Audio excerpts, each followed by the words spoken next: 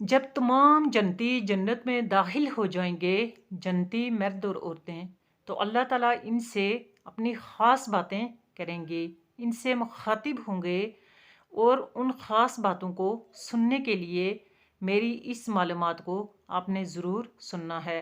اعوذ باللہ من الشیطان الرجیم، بسم اللہ الرحمن الرحیم، رب اغفر وارحم وانت خیر الراحمین۔ جنت والوں سے اللہ تعالیٰ کی خاص باتیں۔ حضور اکرم صلی اللہ علیہ وآلہ وسلم نے ارشاد فرمایا کہ جب تمام جنتی جنت میں داخل ہو جائیں گے، جنتی مرد اور عورتیں، تو اللہ تعالیٰ ان سب سے مخاطب ہو کر کہیں گے، اے جنت والو۔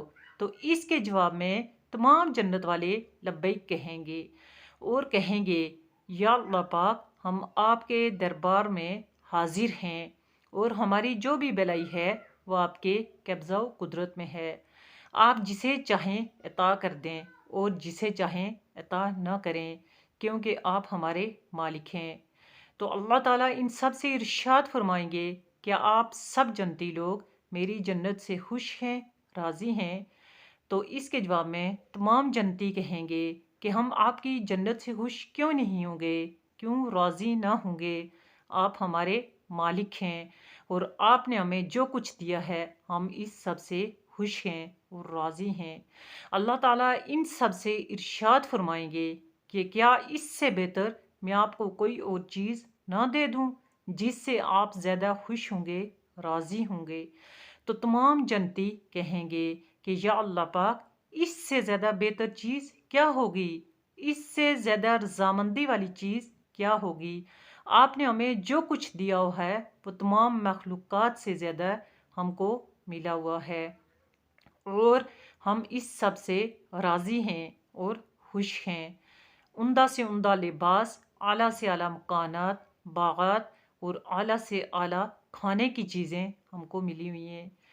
اللہ تعالیٰ ان سب سے ارشاد فرمائیں گے کہ میں آپ کو اپنی رضامندی کا، خوشنودی کا پروانہ عطا کرتا ہوں، کہ آج کے بعد میں آپ سے ناراض نہیں ہوں گا، ناخوش نہیں ہوں گا۔